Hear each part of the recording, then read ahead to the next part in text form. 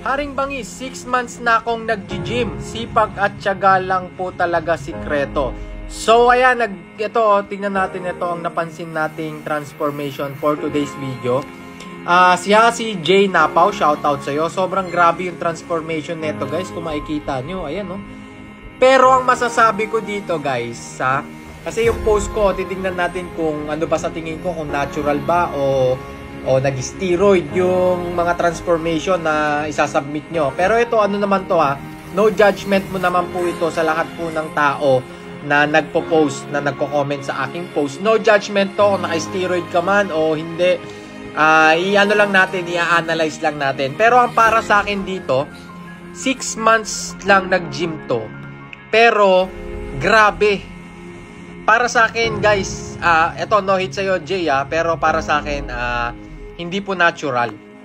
Okay, ito para sa akin hindi natural yung transformation na nangyari sa'yo. Kasi kung 6 months lang ang pagitan ng dalawang picture na yan, grabe.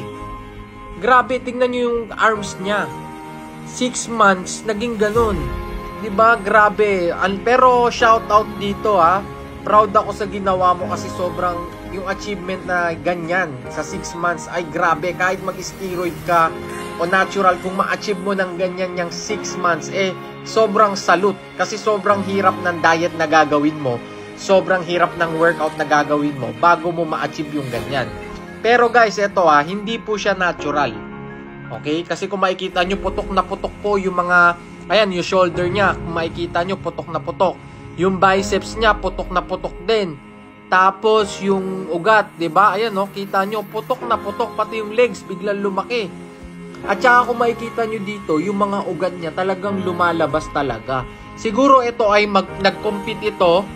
Ayan, nag-compete siguro siya, kaya siya nagganyan, nagturok. Okay? Pero kung 6 months natural, hindi mo maa-achieve yan.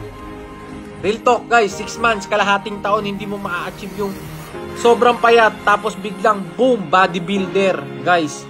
Pucha. Pero salute guys salute sa kanya kasi kung na-achieve niya yung ganyang 6 months, ibang disiplina, ibang dedication ang ibinigay na itong taon na to. Pero mapapayo ko lang, sana tigilan niya na yung mga ginagamit niya kasi alam natin na hindi healthy. Hindi maganda sa katawan natin, okay? Sa mga organs natin, yung steroid, okay? Pero kung magko-compete siya, wala tayong judgment dyan, wala tayong karapatang i-judge si Kuya JJ. Ayan, pero grabe, salute. Sana maging inspirasyon to sa lahat po na nagpapaganda ng katawan. And syempre, iwasan nyo po yung steroid para sa health po na